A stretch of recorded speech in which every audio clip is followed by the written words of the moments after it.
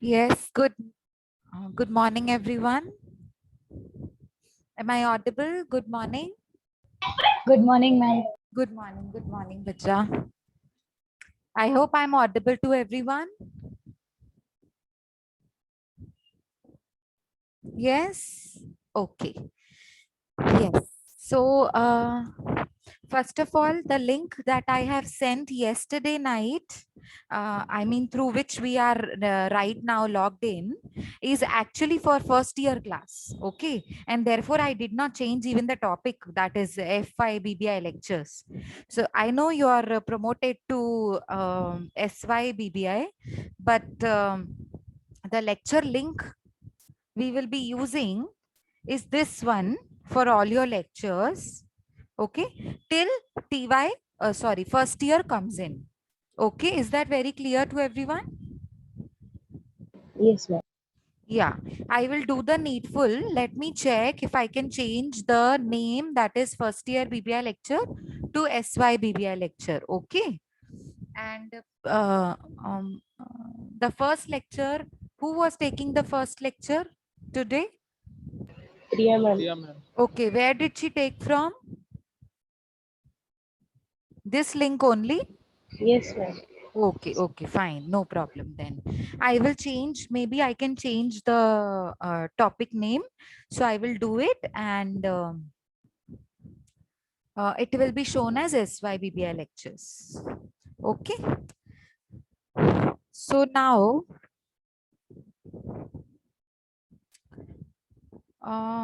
see, for your class, I'm going to take two subjects. I'm not going to start anything today, but let me just give you about my subjects and a few topics that we are going to cover in those subjects. Now, I have financial management subject and direct tax. Okay, so both are practical. Let me clear with you all. I cannot say direct tax is completely practical. It is half a theory and half a practical. But how it is practical in nature, if you don't understand the theory, laws, rules, regulations, you will not be able to solve the practical problems. So to solve the practical problems, you need to understand the theoretical points, the conditions, the rules that are given in the syllabus. Is that okay? Now, direct tax, which is given to us, is completely related to income tax. Let me tell you this thing. It is related to income tax. I hope you must be knowing what is the difference between direct tax and indirect tax. Does anybody know that? Please raise your hand if anybody amongst you know that. Yes. Direct tax and indirect tax. There are two different types of taxes. So what is direct tax and what is indirect tax? Okay, have you heard about income tax? Have you heard about wealth tax? Have you heard about property tax? Come on. Yes. Yes, very good. So what is income tax? Priyanka, बच्चा, what is income tax? Simple है बहुत. मैंने इतना simple question आज तक life में नहीं पूछा है जो मैं अभी पूछ रही हूँ. So come on quickly. Income tax, जो टैक्स इनकम पे लगाई जाती है उसे कहते हैं income tax. Am I right? Is it justified? if you are earning income, suppose Priyanka is earning income of rupees 50,000 per month. Wow, it sounds so nice, no? Yes, Priyanka, do you want to earn 50,000 per month? Priyanka? Yes, ma'am. Even more. Even more. That's quite good. Wow, what a passion. So 50,000 से भी ज्यादा अगर आप income earn करोगे तो क्या अपनी country को आप कुछ भी कंट्रीब्यूट नहीं करोगे? करेंगे, बिल्कुल करेंगे. कंट्री की डेवलपमेंट के लिए हर सिटीजन को कंट्रीब्यूट करना पड़ता है, and that is known as tax, and it is collected by government. Okay, so this is a simple definition of tax. contribution by public from their income to the government. It is compulsory contribution. But yes, अगर किसी की income बहुत छोटी है, उससे मुश्किल से तो आपका घर चलता है, तो गवर्नमेंट आपसे टैक्स नहीं लेती है, उसे कहते हैं 0% टैक्स. हाँ, आप इनकम अर्न करते हो बट टैक्स नहीं भरोगे, तो उसको ना स्लैब में डिवाइड किया गया है. That has been divided into different slabs. Slab बोलते हैं ना, स्लैब जैसे एक सीढ़ी चढ़ते हो आप, फिर नेक्स्ट स्टेयर पे हम चढ़ते हैं एंड देन ऊपर जाते हैं. So it is something like slab. मतलब एक स्लैब होता है, फिर उसके बाद दूसरा स्लैब होता है, फिर थर्ड स्लैब होता है, SLAB स्लैब. ठीक है ना. तो ऐसे स्लैब्स होते हैं. ओके तो जैसे अभी मैं आपको डिटेल में नहीं बताऊंगी, अभी मैं सिर्फ आपको टैक्स के बारे में बता रही हूँ. ठीक है ना. तो स्लैब्स होते हैं अलग अलग, जैसे 0% स्लैब होता है, फिर 5% स्लैब होता है, एंड देन यू हैव 10% का slab, and then you have 30% का स्लैब. लाइकवाइज ऐसे ना स्लैब्स होते हैं.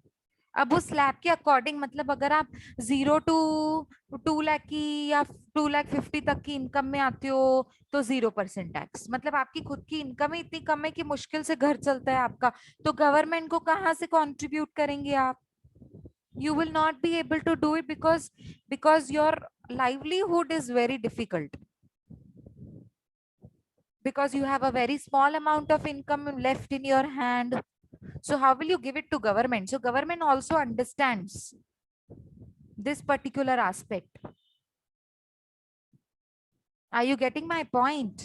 So therefore what you have to do, tax means it is a compulsory contribution of public's income from, public from their particular earned income. Okay, a good handsome amount of income, and then it is to be contributed to the government for the welfare of public only, for the welfare of society, for the welfare of country. Government is not going to take that amount into his pocket. Although India में corruption हो रहा है, वो एक अलग matter है, मैं corruption की बात नहीं कर रही हूँ. मैं बात कर रही हूँ लीगली होना क्या चाहिए, लॉज एंड रूल्स में जो हम पढ़ने वाले हैं. आया समझ में? Yes, ma'am. Yes, very good. So this is one thing. Direct tax मतलब जिसमें हम इनकम टैक्स पढ़ते हैं, वेल्थ टैक्स पढ़ते हैं, मतलब आपके पास टोटल वेल्थ कितनी है.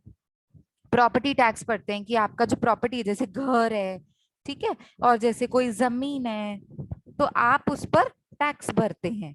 अगर आप ओनर हैं तो आप उस जमीन को ओन करते हैं. If you own that land, if you own that house property, if you own any shop, any factory, तो आपको वो, उसके लिए गवर्नमेंट को प्रॉपर्टी टैक्स भरना पड़ता है, because that is your own property.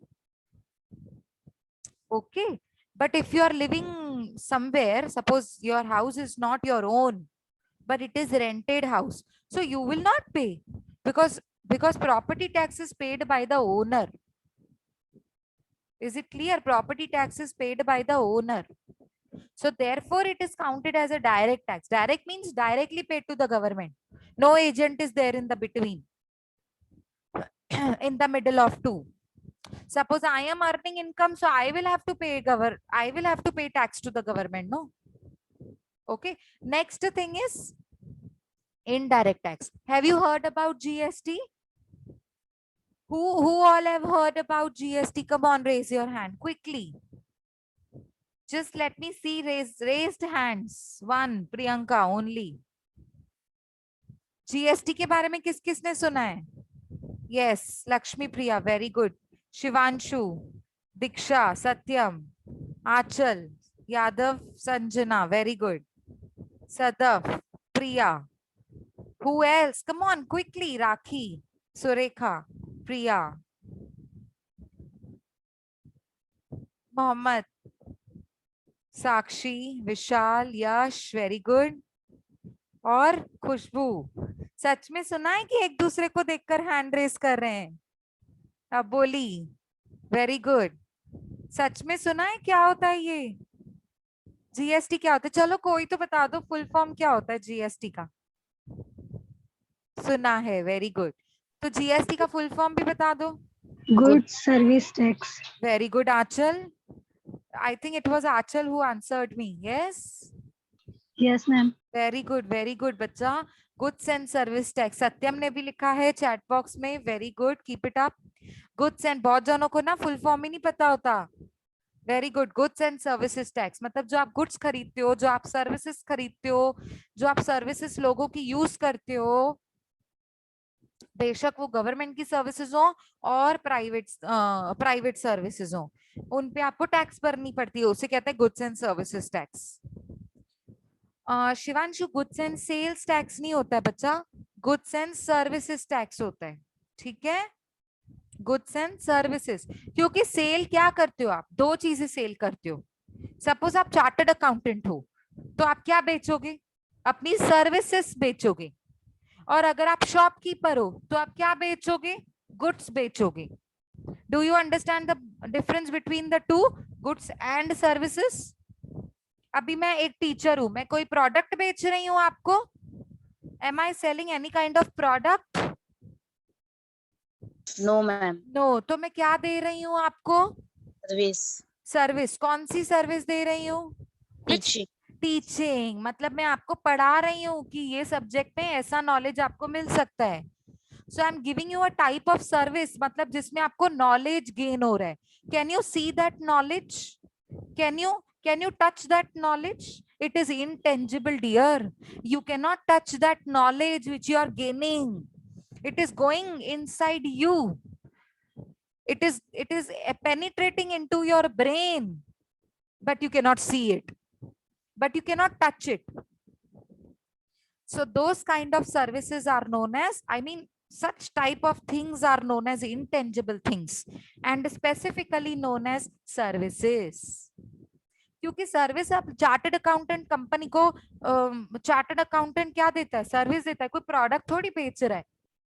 नहीं. चार्टर्ड अकाउंटेंट तो आपको लीगल सर्विसेज, कोर्ट से रिलेटेड सर्विसेज, टैक्स से रिलेटेड सर्विसेज देता है. आपको समझाता है आपको ऐसी कौन सी जगहों पे आपको इन्वेस्ट करना चाहिए, कितने खर्चे कम करने चाहिए, कहाँ खर्चे कम कर सकते हो. तो चार्टर्ड अकाउंटेंट तो आपको ये समझाता है. तो यहाँ पे कोई प्रोडक्ट थोड़ी बेच रहा है chartered accountant, but he is giving you services. Doctor आपको सर्विस देता है, कोई प्रोडक्ट नहीं बेचता है. हाँ, मेडिसिन बेचते हैं डॉक्टर, पर वो तो उनकी सर्विस में इंक्लूड होता है ना dear. I hope it is clear to everyone. जो डॉक्टर को मेडिसिन बेच रहा है बाहर वाला, उसको बोलते हैं प्रोडक्ट बेचना. डॉक्टर आपको मेडिसिन नहीं बेच रहा है, डॉक्टर आपको सर्विस दे रहा है कि आपको ये बीमारी है, अच्छा पता लग गया आप डॉक्टर को, आपको ये पर्टिकुलर डिजीज है, तो आप उस डिजीज के लिए वो आपको दवाई देता है. So that is a type of service that doctor gives you. So I hope I am clear with the concept. अब आप मोबाइल फोन खरीदने जाते हो तो वो आपको गुड्स भी देते हैं, सर्विस भी देते हैं. अब मैम ये क्या बोल रहे हो? ये तो बिल्कुल नहीं समझ में आया, सर के ऊपर से गया. So you guys tell me, what did I say? Mobile खरीदने जाते हैं तो आपको गुड्स भी बेचे जा रहे हैं, सर्विस भी बेची जा रही है. ऐसे कैसे हो सकता है? कोई मुझे एग्जांपल देगा? सत्यम सेज फीचर्स. हाँ, ना ना ना. Okay good, at least you tried. बाकी लोग तो बिल्कुल चुप बैठे हैं. चलो come on. Yes Lakshmi Priya, very good. Warranty देते हैं ना, वारंटी. 2 दिन में, 2 साल में, 1 साल में, 5 महीने में, 6 महीने में. If your phone gets damaged, आपकी गलती की वजह से नहीं, फोन खराब हो रहा है, आपने देखा डे 1 से फोन खराब चल रहा है, कैमरा अच्छे से नहीं चल रही है, सो वो आप जाकर कंपनी में रिटर्न करोगे तो आपको नया पीस दे एक्सचेंज करके मिलेगा. Isn't it? यस और नो? मिलता है एक्सचेंज. हाँ, मिलता है एक्सचेंज करके आपको. ठीक है, तो उसको कहते हैं वारंटी. तो ये तो एक सर्विस है ना आपको जो दी जा रही है. दूसरा जो मोबाइल फोन आपको एक्सचेंज करके मिल रहा है, तो क्या वो उसके लिए आपको चार्ज कर रहे हैं कंपनी? नहीं. So that is service. So company आपको गुड्स भी बेचती है, सर्विसेज भी बेचती है. ऑल्दो ऑल्दो वो सर्विसेज जो होती है ना वो फ्री होती है, मतलब वो आपको गुड्स में ही चार्ज कर देते हैं पहले से। सर्विसेज मतलब वो आपको फ्री देते हैं, क्योंकि वारंटी की अभी अगर चार्ज लगाएंगे वो अलग से, अलग से, तो कोई खरीदना ही नहीं जाएगा। ठीक है, फॉर पीपल टू बाय, वो लोग क्या करते हैं, वारंटी ये सब सर्विसेज है ना फ्री में रखते हैं। अभी जब आप जैसे washing machine, refrigerator, air condition लेते हो घर के लिए, ऑफिस के लिए, शॉप के लिए, ठीक है, वॉशिंग मशीन तो खैर हम नहीं लेते हैं, घर के लिए ही सिर्फ खरीदते हैं। बट जैसे एयर कंडीशन आपने ऑफिस के लिए ले सकते हैं, घर के लिए ले सकते हैं, ठीक है। रेफ्रिजरेटर भी आजकल आपने देखा होगा कंपनीज में होता है, ऑफिसेस में होता है, और घर पे भी होता है। So if you buy refrigerators, air condition, washing machine, ऐसी चीजों के लिए जब जब वो चीजें खराब होती हैं, तब तब आपके घर पे एक मतलब रिपेयर करने वाला पर्सन आता है। तो वो क्या आपसे चार्ज करेगा? नहीं, अनटिल एंड अनलेस उनकी कंडीशंस में नहीं लिखा हुआ है कि ये चीज अगर है तो फ्री में आपको बन के मिलेगी। ओके, सो ऐसी सर्विसेज आपको फ्री में दी जाती है, मतलब गुड्स तो आपने खरीदे, उसके साथ साथ सर्विसेज भी आजकल आपको मिल रही हैं गुड्स के साथ ही। ठीक है, अब जैसे मेडिकल से आप दवाइयां लेने जाते हैं, ठीक है, सो वॉट एवर यू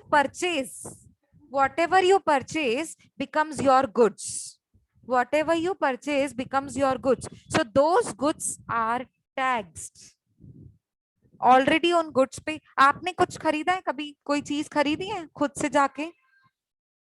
कोई भी चीज, बिस्किट खरीदा होगा, दवाई खरीदी होगी, और चॉकलेट खरीदा होगा, क्या खरीदा है, किसने क्या क्या खरीदा है, come on quickly.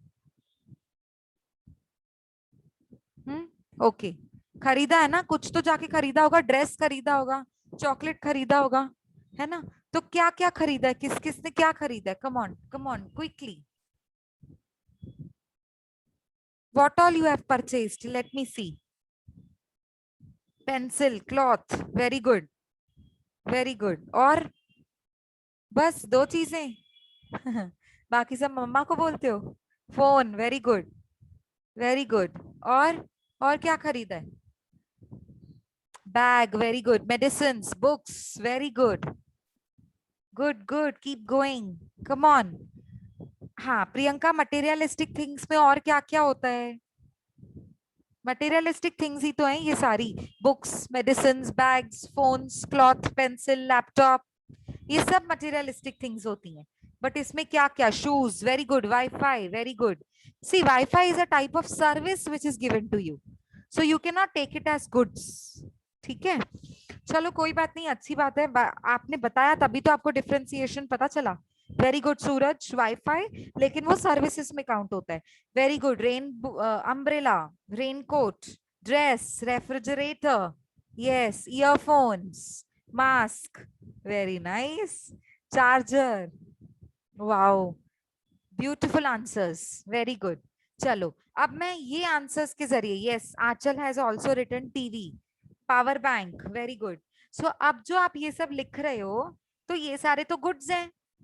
Yes, sanitiser, earphones, speakers, power bank, all these answers are related to goods, that is materialistic things, बराबर?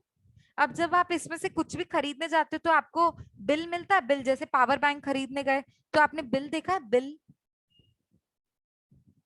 हाँ, या फिर चलो कोई बात नहीं, चॉकलेट खरीदने गए, अब चॉकलेट का तो मैम कोई बिल थोड़ी ना मिलता है, हमने चॉकलेट खरीदा, कोई बिल नहीं मिला, चलो बिल के ऊपर तो लिखा होता है इतना इतना टैक्स चार्ज हुआ आपके ऊपर, देखो कभी जब आप ड्रेस खरीदने जाओ ना तो आपको बिल मिलता है, बिल में लिखा होता है इतना जीएसटी चार्ज हो रहा है। ठीक है, अच्छा चलो ये तो ठीक है, लेकिन जब हम चॉकलेट खरीदने जाते हैं तो कोई बिल थोड़ी लेते हैं। तो तो क्या होता है उस टाइम पे, क्या होता है, चॉकलेट के पीछे जहाँ एक्सपायरी लिखी होती है, जहाँ उसका एमआरपी लिखा होता है, एमआरपी के बिल्कुल साथ में ब्रैकेट में क्या लिखा होता है, कोई बताएगा? सपोज एमआरपी इज 49 रुपीज, तो ब्रैकेट में एक और चीज लिखी होती है, छोटी सी, बिल्कुल बिल्कुल minute, you know what to say, very little small size में लिखा होता है, कोई बताएगा ब्रैकेट पे क्या लिखा होता है? Inclusive of all taxes. Very good Satyam, very good, this is what I wanted. Yes Lakshmi Priya, very good. Vishant, very good. Inclusive of all taxes, ये 4 वर्ड्स जो लिखे होते हैं ना, उससे समझ में आ रहा है कि आप शॉपकीपर को टैक्स के साथ अमाउंट दे रहे हो। मतलब 49 रुपीज में क्या पता 2 रुपए टैक्स है, तो जो शॉपकीपर आपसे टैक्स ले रहा है ना 2 रुपए, वो अपने पास नहीं रखेगा, वो गवर्नमेंट को पहुंचाएगा। सो आ गया ना एजेंट बीच में, तब उसको कहते हैं इनडायरेक्ट टैक्सेस। जीएसटी को हम इनडायरेक्ट टैक्स क्यों बोलते हैं? क्योंकि मैं गवर्नमेंट को डायरेक्टली नहीं पहुंचा रही हूँ tax. I am buying goods from a shopkeeper, I am going to pay 49 rupees to the shopkeeper. Now 47 rupees will be kept by shopkeeper, and 2 rupees will be taken, will be remitted to the government. Is it clear? That is why it is known as indirect tax. Indirect, not direct, but indirect. Is it the difference? Is the difference between direct and indirect tax clear to you all? Yes, ma'am. Very good, very good, very good. So this is my subject, direct tax. So we are going to cover only direct tax. Indirect tax अभी हम नहीं पढ़ेंगे, हमारे syllabus में सिर्फ direct tax है। अच्छा ma'am, direct tax में तो आपने बहुत कुछ बताया, वेल्थ टैक्स बताया, प्रॉपर्टी टैक्स बताया, फिर उसके बाद आपने प्रॉपर्टी टैक्स में भी बहुत कुछ बताया, लैंड का, फैक्ट्री का, शॉप का, घर का। उसके बाद फिर वेल्थ टैक्स में भी बहुत होता है, जितनी आपकी वेल्थ है, गोल्ड वो भी वेल्थ होती है, शेयर्स, डिबेंचर, बॉन्ड्स जो आपने खरीद के रखे हैं वो भी आपकी वेल्थ होती है, घर खरीद के रखा है वो भी आपकी वेल्थ होती है। ठीक है, अब इनकम टैक्स होता है, इनकम में भी बहुत टाइप्स की इनकम होती है, सिर्फ एक तरीके की इनकम नहीं होती है। आप अपने डैड से पूछो जाके, अगर वो बिजनेसमैन है तो सिर्फ बिजनेस से जो इनकम आती है सिर्फ वो ही अर्न नहीं करते हैं वो। अब बिजनेस से जो इनकम आती है उसमें से जो एक्स्ट्रा बच जाता है वो बैंक में इन्वेस्ट कर देंगे एफडी के नाम पे, गोल्ड खरीद लेंगे सेविंग्स के नाम, इन्वेस्टमेंट्स के नाम पे। तो जब बेचने जाएंगे तो एक्स्ट्रा मिलेगा, तो वो भी तो इनकम है। जब एफडी मैच्योर हो जाएगी तो इंटरेस्ट मिलेगा, वो भी तो इंटरेस्ट भी तो मेरी इनकम ही है ना। अब मैं सैलरीड पर्सन हूँ, कॉलेज में जॉब करती हूँ, ठीक है, आपको मैं पढ़ा रही हूँ। I am a salaried person, I get salary from the college. आपको समझ आ रहा है मैं क्या बोल रही हूँ? मैं अपना एग्जाम्पल दे रही हूँ, समझ आ रहा है मेरा एग्जाम्पल? Yes, ma'am. यस। अब मुझे कॉलेज से क्या मिलता है? सैलरी मिलती है। मतलब मैं बिजनेसमैन तो नहीं हूँ, मैं तो प्रोफेशनल हूँ। ठीक है, अब मुझे कॉलेज से सैलरी मिलती है, तो क्या सिर्फ सैलरी मेरी इनकम हो सकती है? कंपल्सरीली एक पर्सन सिर्फ एक ही इनकम अर्न कर सकता है? नहीं, मैं No, कहीं ma'am. और से भी अर्न कर सकती हूँ, मेरी मर्जी। सुबह मैं कॉलेज में पढ़ाती हूँ, शाम को मैं अपना छोटा एक सैलून ओपन कर दिया, ठीक है, शाम को मैं अपना सैलून चला रही हूँ। या फिर इवनिंग में मेरे पास एक छोटा सा शॉप है जिसमें मैंने व्हाट टू से अपना बिजनेस कर रही हूँ मैं उसमें। लाइक बैंकॉक से मैंने क्लॉथ मटेरियल लाए, बहुत इंपोर्टेड चीजें मैंने लाके खरीद रखी हैं उस शॉप पे, और लोग खरीदने आते हैं वो। सो ऐसा जरूरी नहीं है कि मैं मतलब बिजनेस नहीं करती हूँ, आई मीन सैलरीड पर्सन हूँ तो बिजनेस नहीं कर सकती हूँ। So it is not that. If I am a salaried person, I cannot earn from any other source. So I have number of sources. अब मेरी जो सैलरी आती है वो मैंने बैंक में एफडी के नाम पे रखवा दी, जो मुझे इंटरेस्ट आएगा वो भी तो मेरी इनकम ही होगी ना। ठीक है, समझ आ रहा है? What I am trying to tell you is, जो हम इनकम अर्न करते हैं वो जरूरी नहीं है वो एक ही सोर्स की हो, अलग अलग सोर्स में से आ सकती है वो इनकम। ठीक है, तो हम है ना डायरेक्ट टैक्स में क्या पढ़ने वाले हैं? सिर्फ और सिर्फ only and only income tax. This is what I wanted to tell you. Direct tax में हम सिर्फ और सिर्फ इनकम टैक्स पढ़ने वाले हैं, वेल्थ टैक्स, प्रॉपर्टी टैक्स ऐसा कुछ भी नहीं पढ़ने वाले। ठीक है, क्योंकि इनकम टैक्स से इतना वास्ट होता है। आप बोलोगे मैम इतना बड़ा सिलेबस है ये तो, अभी तो मैंने आपको सिलेबस नहीं दिया है, अभी जब हम शुरू करेंगे ना तब मैं आपको सिलेबस दे दूंगी, आज तो नहीं दूंगी मैं आपको, बट सिलेबस हम लोग कल लिख लेंगे and then from tomorrow we are going to start. Is that clear everybody? Yes, ma'am. या Yes. Yeah. So I wanted to just give you a introduction about direct tax and indirect tax. दोनों के बीच में जब तक difference नहीं समझ में आता है तब तक पता नहीं लगता कि डायरेक्ट टैक्स क्या होता है. ठीक है ना? तो फाइनेंशियल मैनेजमेंट जो 2 है, सॉरी, फाइनेंशियल मैनेजमेंट जो 1 है, वो एक दूसरा सब्जेक्ट है जो मैं ले रही हूँ आपकी क्लास का, and that is fully practical. पूरा प्रैक्टिकल है, मतलब सम्स होंगे उसमें. तो उसके लिए भी हमको पहले फॉर्मेट थोड़ा सीखना पड़ेगा. हर एक चैप्टर का अलग अलग फॉर्मेट होता है, हर एक चैप्टर की अलग अलग कंडीशंस होती है, वो हम सीखेंगे क्या है क्या नहीं है. फाइनेंशियल मैनेजमेंट, अब ये फाइनेंशियल मैनेजमेंट का भी सिलेबस में आपको, जब हम फाइनेंशियल मैनेजमेंट शुरू करेंगे तब मैं आपको पहले सिलेबस लिखवाऊंगी कि कौन से टॉपिक्स इसमें हम कवर करने वाले हैं, and then we are going to start with that. So basically financial management का मतलब क्या होता है? When a company, when an entrepreneur or a businessman wants to start up a business, तो उसके लिए सबसे पहला स्टेप होता है फाइनेंशियल मैनेजमेंट. मतलब सबसे पहला मतलब ये नहीं होता है कि पहला कर दिया तो फिर बात खत्म, नहीं. Till the end of the life of the business you will have to keep managing your finance. ये एक दिन का काम नहीं होता है. Are you getting my point?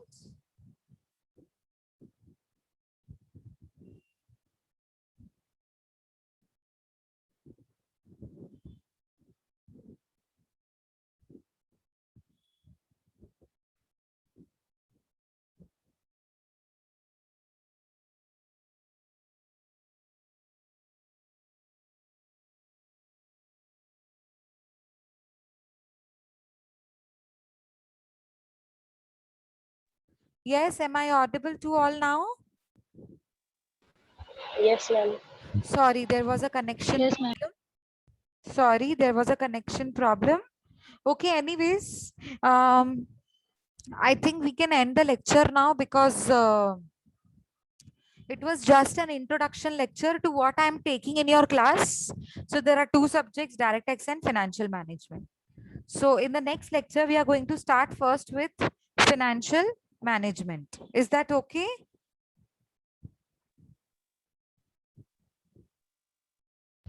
Yes, ma'am. Yeah. And attending lectures is very, very, very important. Okay. Without attending lectures, you will not be able to know what is being taught in the class and what will be asked in the question papers. So for that, you need to attend the lectures, and your marking your attendance is also very important. Priya madam told you something about anything about attendance? Did she called about CR of the class? कुछ inform किया ma'am ने attendance के लिए? Yes. So what did she say? Somebody please help me out.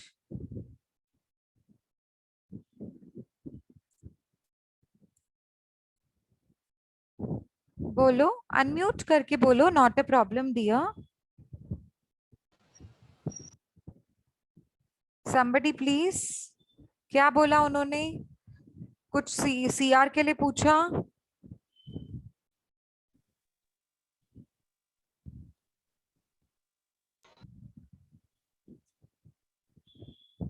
Okay, anyways I will talk to her then. आपको शायद नहीं समझ में आ रहा है. I will talk to her then. And हाँ लक्ष्मी बोलो बेटा.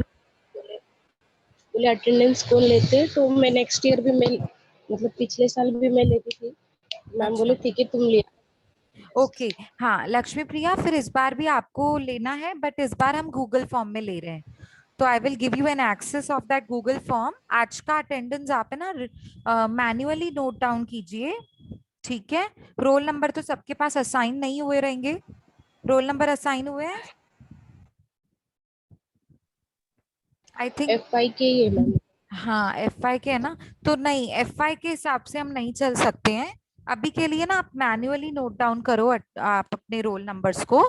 मतलब सॉरी, रोल नंबर नहीं, नाम और सरनेम को, ठीक है। FI का रोल नंबर अभी वैलिड नहीं होगा, तो अभी आप सिर्फ नाम और रोल नंबर विथ डेट और कौन सा लेक्चर, मतलब एग्जाम्पल अभी डेट कौन सी है, 2 जुलाई, ठीक है। टाइम क्या है, 10 to 10:50 का लेक्चर है, किसका, फाइनेंशियल मैनेजमेंट 1 का। सो कौन कौन अटेंड किया उसका नाम। Is that okay Lakshmi? Yes ma'am.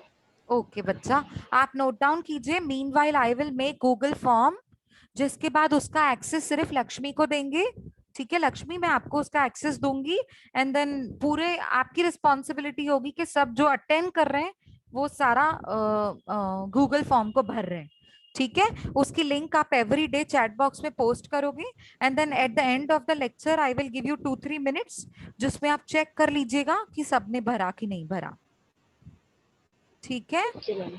Okay, check नहीं भी किया तो इट्स ओके, बिकॉज जो आ रहे हैं वो तो देखेंगे ही ना कि हम भरें, है ना, उनकी रिस्पॉन्सिबिलिटी है ना। वो नहीं भरेंगे तो उनका नुकसान है, लेक्चर में आने के बाद भी नहीं भरेंगे तो, है ना। चलो, so shall I wind up now? Okay, I will post tomorrow's lecture in the group. If not posted, we will at least let you know कि हमने जो टाइम टेबल बनाया है उस हिसाब से हम चल रहे हैं, ठीक है। टाइम टेबल ऑलरेडी पोस्टेड है तुम्हारे ग्रुप में, यस और नो? Yes ma'am. ओके, चलो, bye everybody, take care, will meet tomorrow, bye everyone.